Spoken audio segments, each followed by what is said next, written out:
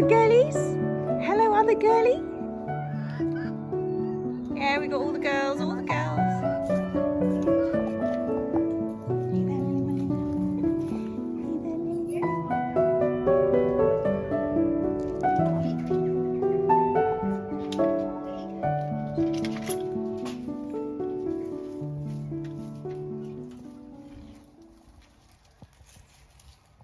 Could you pass me that? Look at this. So you know start that again. You know we had one of these hanging, slightly smaller than this. It was like just about there in the doorway. Well, we came in, or Mum came in yesterday and found it was on the floor. It had fallen off, and we just found the same with this one. But that's because they're ready. You can feel when they start getting soft just at the very top where the stem goes on. Obviously that's what's happened because it's fallen off, but smells wonderful. Smells so good. These are the Minnesota midgets. Normally they're round. I don't know why this one is. Oh, so good. God, I'm looking forward to that when we get home. Oh, it smells amazing. But while I'm in here, pretty poor germination on the lettuce front. Look at this. Got one there in the good old lob joints. Nothing for Arctic King. Nothing there. There's one Rosso. Doesn't look very lettucey though. And in the coriander pot, we got a lot of things which are not coriander. There's one. It's not fantastic, is it? But it's so hot in here. I've got to get out of here. Whew, warm. First thing to mention, I haven't straightened my hair. I brushed it when I got out of the bath and it's gone completely flat.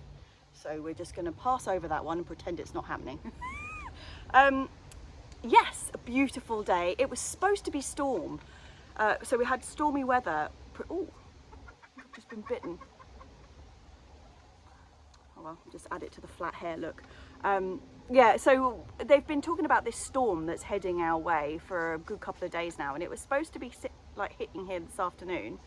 No mention of it anymore. We've got blue skies, and that's it. And also, they were saying that we might get some quite good weather today, but that it was going to be dreadful from tomorrow onwards, like wind and gale and rain, and now when we look at the forecast there's not even a mention of it.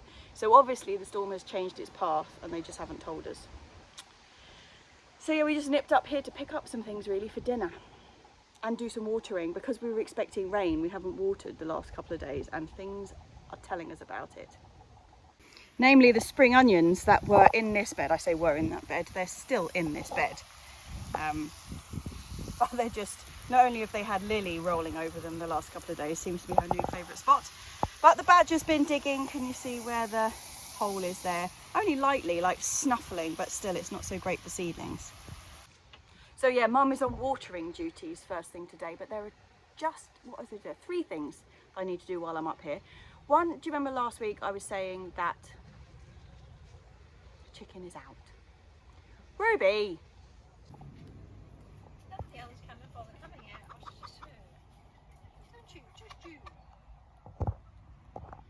You going back in?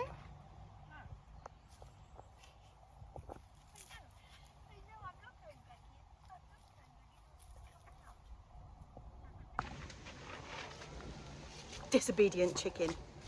Yeah, sorry. There are 3 things that I want to do today. Do you remember last week I was talking about that one of the problems we have is when the wood pigeons land on the brassicas, they just snap them over. Well, the one 9-star broccoli of mine that survived the frost last year, yep, one did survive, they keep landing on it. And I do have a cane in there, but it's obviously not strong enough because the whole thing's fallen over. The one thing brassicas really hate is wobbling in the soil, so I've got to stand that up. We've also got to cover the pond because we've got to that time of year, and there was something else I needed to do. Oh yes, I'm going to pick the incredible harvest of chickpeas. I'm going to pick them anyway. Right. Yeah, although I'm incredibly pleased that this one 9-star survived, it is poor show compared to how they were when I had those 3 beautiful, huge, big, multi-stemmed plants in the end of this bed. Oh, they were beautiful. Unfortunately, last winter was outrageously cold here. Normally, if we hit -5 in this area, it's like doomsday. I mean, that's serious. It never gets below that. And last year, it was -8 recorded inside the polytunnel. So, whew. And because we never get that cold round here, I had no idea that my growing collection of perennial brassicas was going to need protection, because to me they've always been like super tough and they just get on with it over the winter with no worries. But yeah, probably -10, seems it was -8 inside the polytunnel. They just couldn't cope. So yeah, we lost a lot on the brassica front in that cold snap. We lost the Taunton Dean kale that Essex Alex had given me a cutting of his. I lost 4 of my 5 beautiful big tree cabbages, which is another big shame. But the thing that I was most upset about was definitely this 9-star broccoli, which is actually a cauliflower. And when I first heard that these existed, I was so excited because I absolutely love cauliflower. It's one of my favourite vegetables, but I can't grow it. Firstly, every time we do give it a go, they tend to rot out and we never get a really good head. But also because when you grow a cauliflower, they take up an enormous amount of space. It's a huge thing and you just get the one head out of the centre of the plant. You take it down, that's the end of the plant. Well, this being a perennial, I was well excited. And what it produces is almost like a large version of a white purple sprouting broccoli. But you can buy white purple sprouting broccoli, but it tastes very much like broccoli, whereas this has a really much stronger cauliflower taste to it. And they were incredibly productive. I mean, it wasn't like you just got the one head year on year. These were giving, I guess that's why they're called 9-star, but they were giving maybe 6, 7 really quite good size heads. I mean, it's probably the size of a fist, which is about the biggest normal cauliflower I've ever managed to grow anyway. And then once you cut them, like most of these sprouting brassicas, once you cut those main heads, you get a whole flush of slightly smaller ones coming underneath. So we were getting 30 or so heads off each of these plants, and it was cauliflower bliss. So as you can imagine, I am very sad to have lost those beautiful big plants. I got them as cuttings from a guy called Scott, and I have asked him if he's got any more, but I think he was hit with the same cold as we were, so he lost a lot of his. But I am on the lookout, and I tell you, if I find a good supplier, I will let you know, because these are outstanding plants. So as you can imagine, I will be looking after this one over the winter, hopefully get it through the winter nice and strong, and then it will be a good strong plant next year, and I should be able to take my own cuttings. That's the plan anyway. I just need to keep the pigeons off it and stop it rocking around in the ground, but this OTT stake should definitely do that. There it is, it's bent over, but obviously now it's stood up, it should straighten itself back up to the sun. But what's this? Oh, you little buggers. There is always something, isn't there? If it's not pigeons, it's snails. Right, next job on the list is cover the pond. It's just getting to that time of year. By the end of this vlog, actually, it will be October, so we're definitely heading into that kind of time. And last year we were a little bit late getting the netting over the pond, and so we had to do a lot of skimming the leaves off the surface before we put the netting on. So we're going to get in early this year. We've got 2 options for netting. We have one quite stiff, wide netting, which would be really useful if we could use, but I don't think it's going to fit, so we're going to start with that. If it doesn't fit, we'll go back to the soft butterfly netting that we had on there last year. We are. So which way? Well, is it wide enough first? So you can go that way.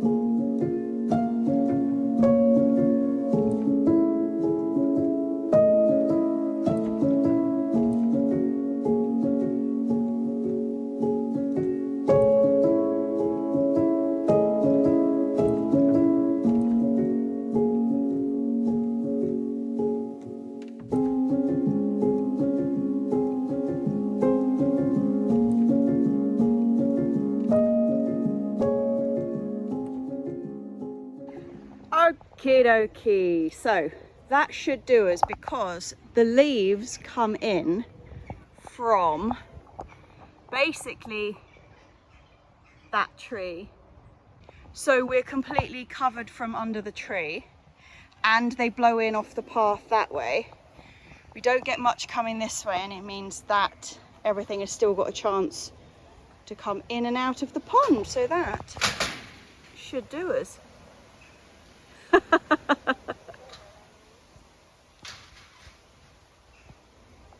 And there's the final thing that I wanted to do today, which is pick those chickpeas.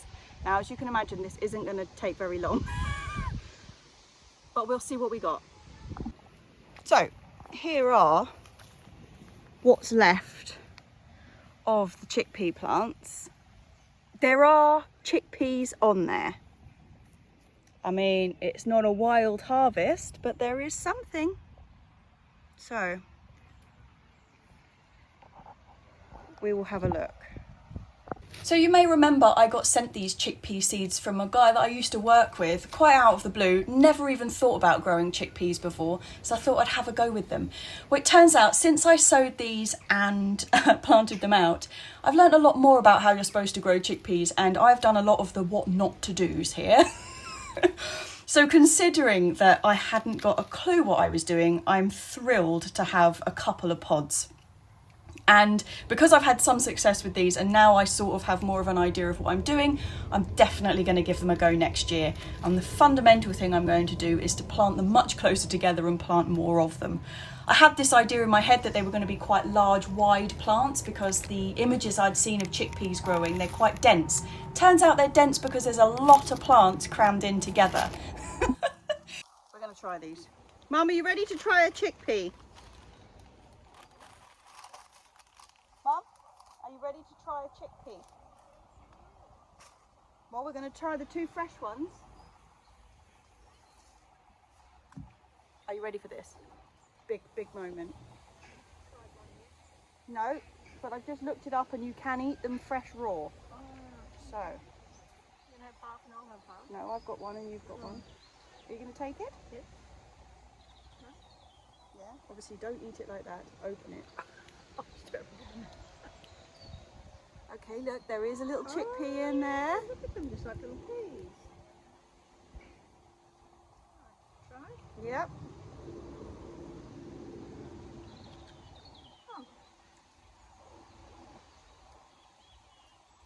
It tastes like a hard pea, an old pea. A hard pea it does. Well, they are. maybe that's it. Very nice. It's hit 3 o'clock now. Good strong flavour of pea. Actually, very strong flavour. Yeah, I think. Yeah, we will try that again next year. Maybe we'll even have enough to dry next year, which would be exciting. And it's hit that time. The planes are coming over thick and fast now, so we're going to be heading off in a minute. But there's a couple more tomatoes to pick. It's really winding down in the polytunnel at the moment. Not for the peppers and the chilies. The chilies and peppers are just sort of ramping up, so they're like finally starting to do something. But the tomatoes are definitely on the way down. What we have got in here though are a couple of the big boys which are still ripening, which is really nice.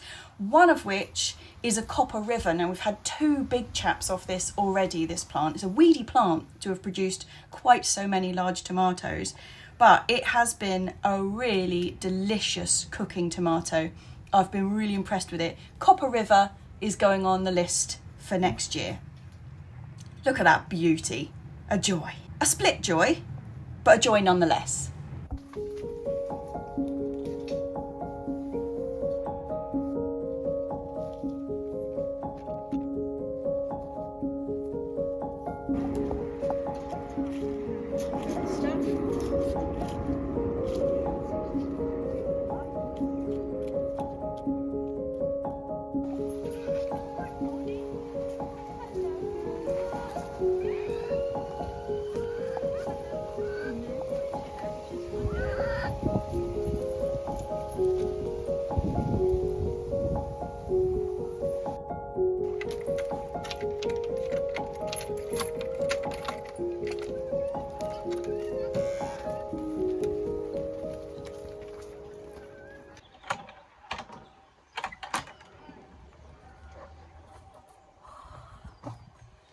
Good morning. It's a beautiful day, but I tell you what, it's really starting to look pretty autumnal.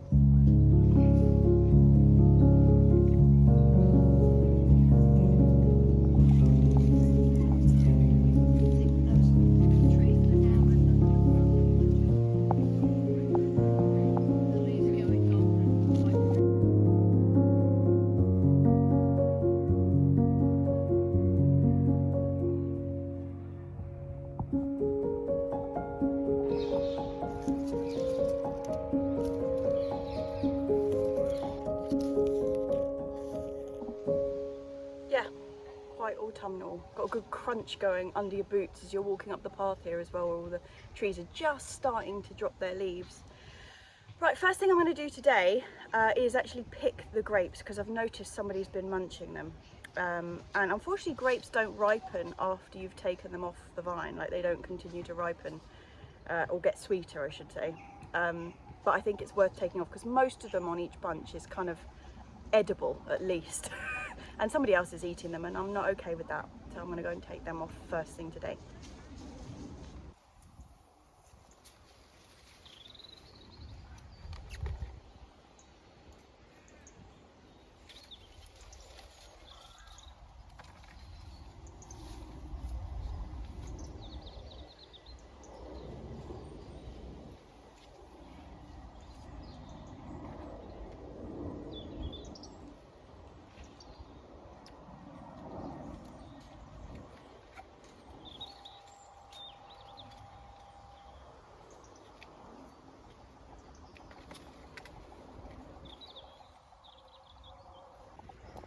Actually, some of these bunches are even less ripe than I'd realised. Look, I mean, that's all. I mean, there's a good one there. I'll have that. You can see, like, they're supposed to be blush, and those ones are just completely green. Oh. That is pure joy. Okay, but there's no point me taking those ones off. Is there any others up in this bit? See, there was a big bunch just inside the netting, which I think was looking pretty ready last week. I'll see if I can grab hold of that one. Oh yeah, look at that one. Okay, I've got to try and get... Unfortunately, it's between the fruit cage and the netting it's grown through, so it's in a particularly tricky spot to pick, but that is magnificent. Definitely worth taking that one off. How am I going to get in there?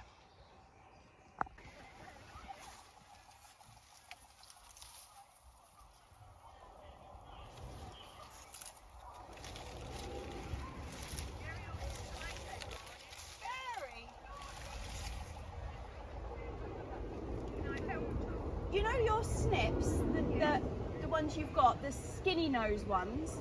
Yes. If I hold the grapes, can you snip from the other side?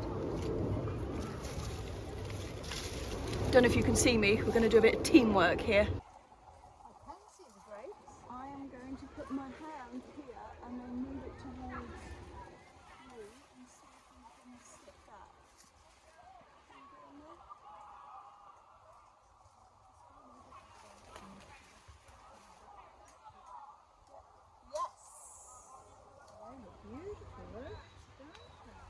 Where was the other one? Oh yeah, I've taken the good ones off now. Oh, okay. But that's got quite a lot.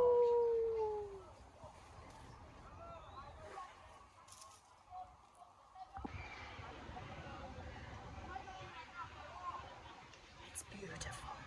It's a thing of great majesty. Look at that. It looks like an actual bunch of grapes. I am so excited about that. We have left a couple on. Sorry, the wind's coming up. I'll use the grapes to shield my face. We have left a couple on that were just a bit too green, but that... Whew. I'll take your photograph with the first grapes. Does the colour suit? Sounds okay. Yeah? Yep. Have that one for dinner? Yeah, I think so. Lovely. Right, the first ichikukuri is coming home with us.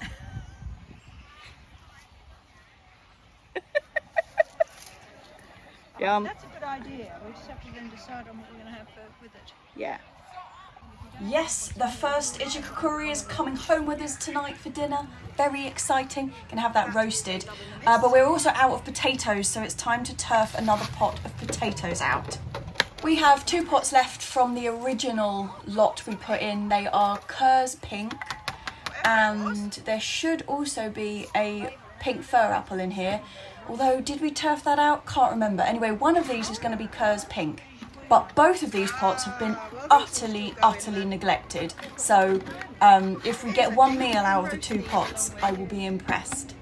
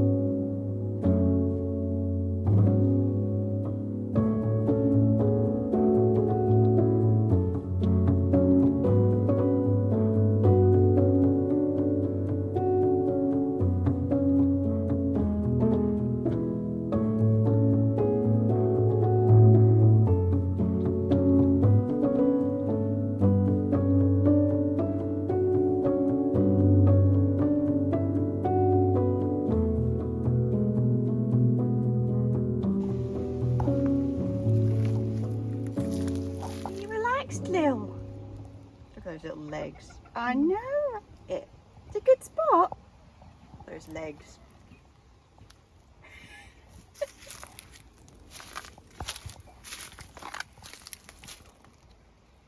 Hey, pussycat. No response. She's out cold. I was saying the other day that the tomatoes in the polytunnel are really starting to kind of come to an end now, or at least they're winding down. But it's the peppers and the chilies that have done pretty much nothing all summer have really started to do their thing now. Just a bit late, chaps. Cool, blimey, it's bright in here. And actually, it's really warm, it's really bright, and I've got my bum nestled into the Thai basil, so it smells incredible. But what I want to say is this is not an enormous example of probably my favourite pepper that we grow. It's called Frigatello. Really thin skinned. If you've been watching for like more than a year from last year, you'll remember me talking about this one because I love it. We originally got it as free seed off the front of a magazine and just like bunged it in. Such a good pepper. Unfortunately, this is our first one.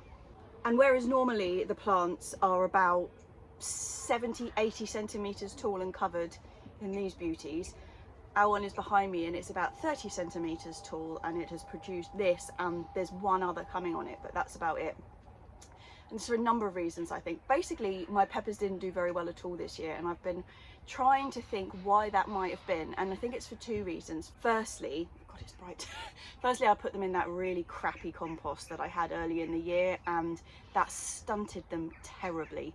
Because they were the first lot of things to go into it, I didn't actually realise that they were stunted. I thought they were just growing really slowly, and so they stayed in it and in tiny pots for far too long. I basically potted them up and then they stayed the same size. They stayed about that high for about 3 months, didn't move, and it was only when I started planting other stuff into that compost, realising that nothing was growing, that's when I realised that there was an issue, and I you know, transferred them into something else. But by then they had spent 3 months doing nothing, and it's really stunted the plants. So that's a bit pants. But also I have heard from other people that it's been a very slow year for peppers and chilies. They're all starting to come now and people have got really good harvests, but normally you would expect to sort of start seeing them at the end of August, like early September, or at least I would here, and we're only getting our first ones now. So it has been a bit of a slow year, but yeah, double whammy. However, one is better than none.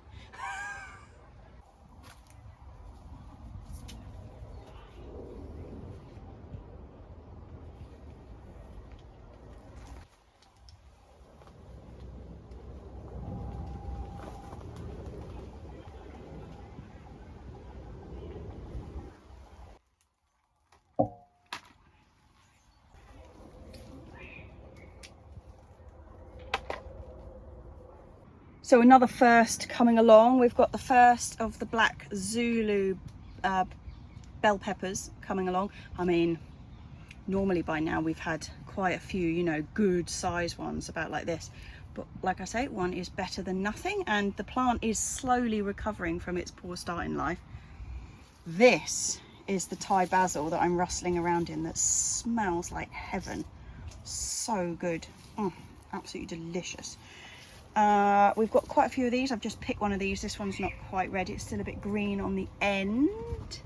Lots of sort of ones like this coming. These should be Romano peppers, you know, they should be about 25 centimeters long and red, but as you can see, a little bit behind. Last week there were a couple of these orange habs ready, which is exciting. This is such a good chili, hot but with a really nice flavor. Like, it makes the most beautiful just roasted, like, oh my goodness, it's so good. Anyway, we've got loads of them coming. I've just picked another one of these hot lemons, which is just a joy. We've got so many of them on the go. These Brazilian starfish, loads of them coming. Again, spindly, poor little plants that really suffered, but this one is just starting to change colour at the top there, if you can see. The black jalapenos, we have had quite a few of these, to be honest, and there's still loads more coming. I mean, it's just suddenly started pumping out the flowers like crazy, so I hope we can hold off on the cold weather just until we get some of these come to something, you know. There's more hot lemons on this little chap. I mean, look at the size of that plant, right? It is what, 30 centimeters tall. The year that we had the really good hot lemons, which wasn't last year was a chili disaster, but the year before, oh my goodness, it was about 90 centimeters tall and covered. Such a shame. We are just starting to get some of the orange Thai chilies coming. That's good. That plant stayed about this high for most of its life, and it's just suddenly shot up and started producing, which is exciting. We have some more Brazilian starfish, and this is well exciting. Look at these bad boys. Cannot remember which ones these are, but I think they're going to be hot. And we're still picking plenty of cherries. Most of the big boys are gone now. There's still a couple coming. We've had some beautiful copper rivers. They've been really wonderful. That was this plant here, and we've got one more that's coming on the top of it. But yeah, we've had probably about 4, 5 like proper boof tomatoes, you know. And this is one that I am most excited about. Do you remember my Bulgarian mystery tomato? Well, this was the last year that I had any seed for it, because last year it failed. So I just want one really good tomato, and the tomato that was outside had some absolutely spectacular ones on it, but obviously it got blight before they were ripe, which was a real shame. So I've got everything resting on this one Bulgarian tomato, because we don't know what the variety is, and it's such a beautiful tomato. If this one doesn't come to, you know, proper ripeness and we can't save any seed from it, it's all over. Come on, little chap, you can do it. Back to these cherries. There are also some indigo apples in the back there, which are still yet to ripen. We've had a good number of them that have been really lovely. So yeah, tomatoes are not over, but it's definitely coming to the end. Already starting to get quite excited about what we're planning to do in here next year. I know, it's still going from this year. But I've decided I'm going to whittle my tomatoes down even further. I mean, I'm getting excited about the new varieties we're going to try, but I'm only going to put 15 tomato plants in here next year rather than 17. The watering system we put in this year has done a fantastic job in keeping the soil just above being dry. So we've got a problem in here that it goes hydrophobic when it gets really dry, and then you cannot water it. Like, the water just does not go in. And the main point of putting the watering system in was just to keep it damp enough that it would stop that happening, and that's worked brilliantly. But I've got quite a few tweaks I want to make with that to improve it for next year, so that's exciting. But one of the big things that I learnt this year, and I will be not repeating next year, your plants aren't growing and you have ruled out all the main things that you think it could be. and it looks like it's the compost, don't just wait it out like I did. As soon as I kind of acknowledged that there might be something going awry compost wise, and I took the plants out of that soil, shook it all off and replanted them, which is drastic, the improvement was instant. And I really learned a lesson that just waiting it out on crap compost isn't a good idea. And that point will definitely feature on the video that I'm going to make when the gardening calms down over winter. We'll do, you know, the summary. There's got a lot of lessons learnt from 2023, so I'll do probably a whole video on that, along with the history of plot 37 video. They're going to be 2 videos for when we've quietened down in the garden. These are actually the Murasaki purples, which I didn't think I had any of. When these first started being produced, I thought they were the black jalapenos, but they're quite clearly not. Are you going to focus? Yes. Interested to try those.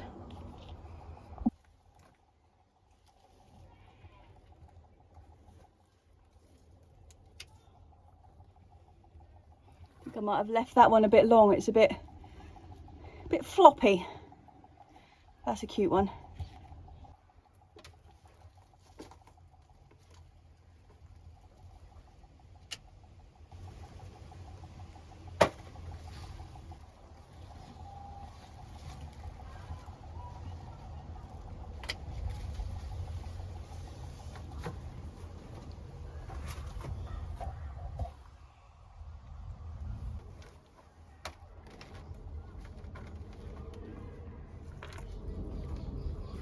The mono cobra bean plant, the only one that survived poor germination and slug damage, it's just the most prolific thing. We've just got this one plant and we've been picking so many beans from it. I'm so impressed. It's like you'd probably only need 3 and you'd be inundated.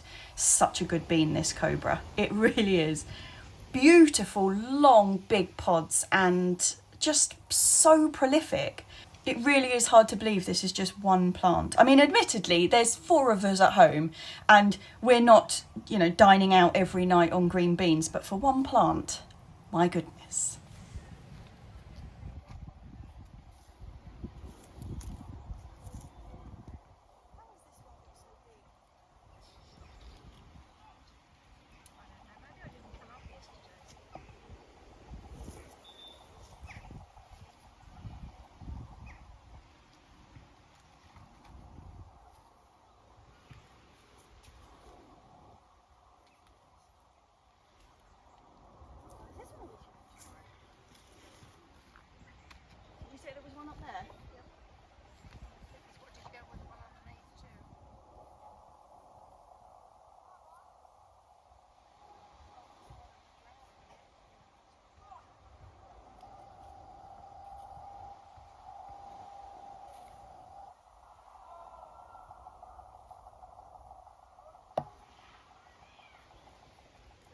Get through when they're that small.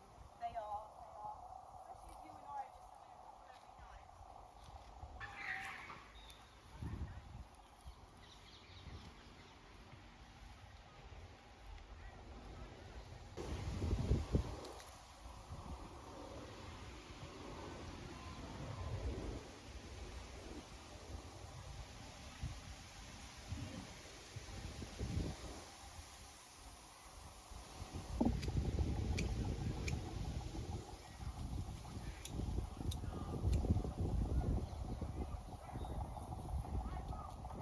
Question is, do we want to try a couple of carrots in the mix? Yes, why not? If they're out.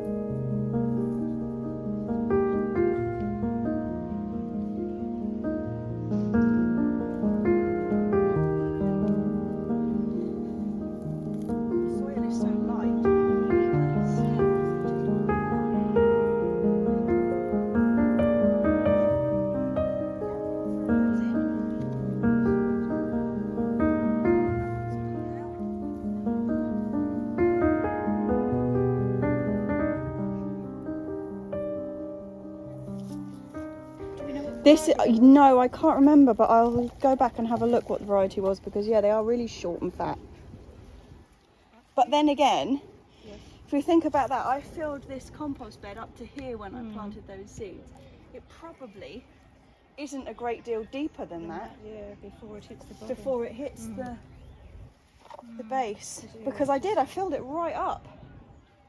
It's just sunk down, so. Could you take there's certainly another feed in there of them too. Yeah, definitely. So we'll top that up too. Well, we might use some of that compost that we're... Happy? Yes, I'm happy. Good. Yes. They look good. They smell Smell lovely, don't they? wonderful. Oh, Lil, you're up, madam. You're up and awake. Lovely. Lovely jubbly. Wonderful selection there, Jane. Have we got how many of our own shallots at home to put in there? Yes. Going to roast that uchikakuri squash tonight with whole baby shallots that we got out of the pot a couple of weeks ago, and we need some of this beautiful purple sage. We've had this plant for years actually. It's always been a bit weedy and a bit small, and the last couple of years it's exploded and completely squashed out my lovely oregano that was under here, so I'm going to need to dig that out and rescue it, I think.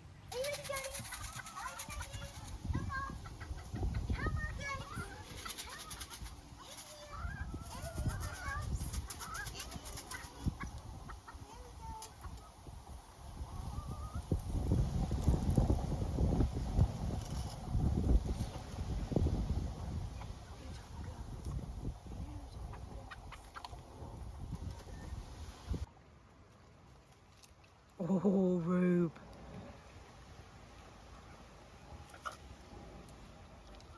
You being a bitch, Ruby? Being a bitch? Yeah. Always. Ruby is the dominant chicken, and she certainly lets everybody know that. Just tuck that in here. Oh, look at those grapes. Look at those grapes. And I think that's it for today, chaps. The planes are just starting to come over now. It is 3 o'clock, changeover time. Also, I'm starving hungry, and having picked all that veg, I'm quite excited about the prospects for lunch. Girlies, I am very excited. Very excited. Yeah, so I think we're just going to pack up and head off. And the one thing that I really do need to get on that I just haven't done yet is work out what we want to grow in the polytunnel over winter. The stuff that I started, there's all the pak choi and everything, is in a terrible state. Again, it's been slugged. This is the third sowing of pak choi this year that hasn't actually come to anything. It's just been slugs, caterpillars. What was the other thing that they had? The fungus mites, you know, the ones in the soil. It's not called fungus mites, they are called, can't remember. The little flies that are in the soil that eat the roots. Wonderful. Yeah, so it hasn't been a good year for pak choi, and I would really, really like some like late winter, early spring. So I'm gonna have to think about what I'm gonna do about that. Might have to start them off at home. Just like bring them up to absolute prime slugdom so that when I plant them out they can be completely eaten yet again. But yeah, I think that's it for us today. Can close up and head off.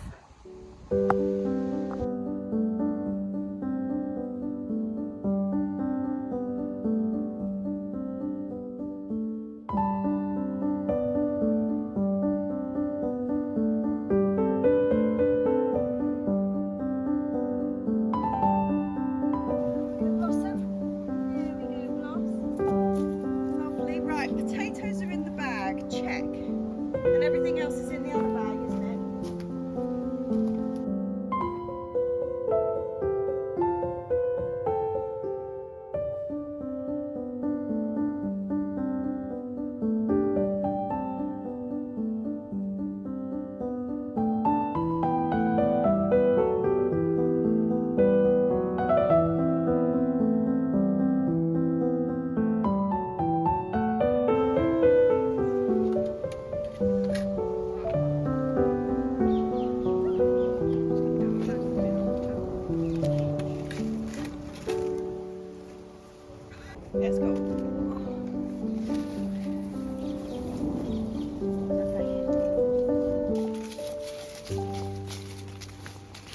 I don't know what you've got all over your bum and back, but you have bright red streaks all over your bottom and up onto your top.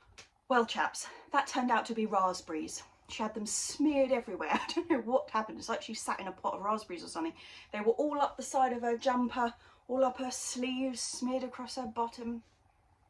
Don't know what she was doing in the raspberry cage. Anyway, cheers. This afternoon's tipple, Cornish orchards. Always refreshing on a grey day, which is what it is today. It has been, like, the blanket of cloud has come over. Doesn't seem like it's going to be lifting anytime soon, and it's so hot. It's like 20 degrees and steamy, hot, grey, moody weather. Moody. And in keeping with the subject of mother, she wants to pass on her thanks for all of the birthday wishes that she got. She was properly like, wow, that's a lot of birthday wishes. And she had them on Instagram and on the comments from the last video. So cheers to everybody who wished her a happy birthday. She did have a happy birthday. And like I said at the beginning, this video has ended in October. It's October. It's October. I can't really be complaining about the grey weather, can I?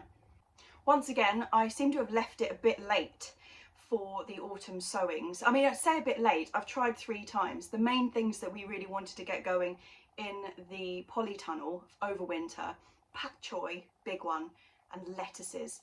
I've got some chard ready to go in, they're about this big, that's all set to go. I mean, I would have mentioned it, I can tell you, if I hadn't got the chard going already. But yeah, the pak choi, something about this year, I just can't get it to go. This will be, so these ones that have just been eaten to ground level again are my 4th sowing of pak choi this year. Haven't got a single pak choi out of any of them.